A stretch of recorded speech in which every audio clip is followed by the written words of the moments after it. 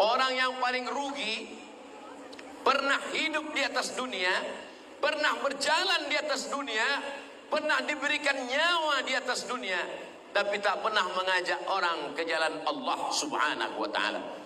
Umat yang paling baik bukan yang selalu ke Makkah, tawaf, haji dan umrah. Dia baik, tapi belum paling baik. Yang paling baik kata Allah, kuntum khaira ummah, kamu umat yang paling baik. Ta'muruna bil ma'ruf, mengajak kepada berbuat baik. Wa tanhauna 'anil munkar, melarang dari perbuatan mungkar. Wa tu'minuna billah, beriman kepada Allah subhanahu wa ta'ala. 3 asas menjadi baik dalam Islam. Yang pertama, ta'muruna bil ma'ruf, mengajak kepada kebaikan-kebaikan. Malam ini mengajak kebaikan dalam bentuk tazkirah, tapi ada mengajak kebaikan tidak dengan tazkirah, tidak bersuara, tapi setiap hari pergi ke masjid, sholat berjamaah, orang melihat, menyaksikan, jiran, tetangga, kawan, sahabat tersentuh hatinya, maka itu juga adalah dakwah. Ada orang yang tidak memberikan khutbah, tidak tazkirah, tapi dengan akhlakul karimah, dengan kata-kata yang lembut, dengan perbuatan yang baik, dia juga sedang berdakwah. Jadi kalau kita tengok, kita pandang ada orang tidak pernah menghafal ayat Quran,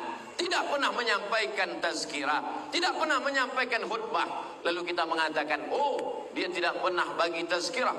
Sesungguhnya dia bukan tidak tazkirah, tapi tazkirahnya adalah dengan perbuatan. Mana yang lebih menyentuh ke dalam hati? Apakah kata-kata dari lisan atau dengan perbuatan?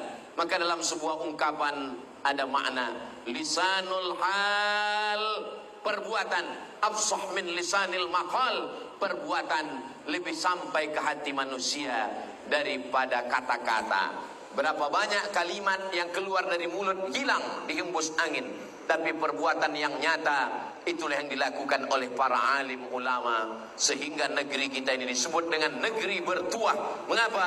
Karena semua orang mendapatkan rahmat. Walaupun muslim yang banyak, mayoriti, tapi sesungguhnya orang yang tidak bersyahadat pun mendapatkan rahmat dari kebaikan. Ini yang diajarkan Nabi Muhammad SAW ketika beliau sampai ke kota Al-Madinah Al-Munawwarah. Di sana ada Yahudi Bani Nadir, ada Yahudi Bani Quraizah, ada Yahudi Qainuqa, ada Yahudi Khaybar. Mereka berkawan, bersahabat. Sayyidina Ali bin Abi Thalib bekerja di rumah Yahudi, menimba air. Lalu kemudian datang orang mengadu kepada Rasulullah SAW.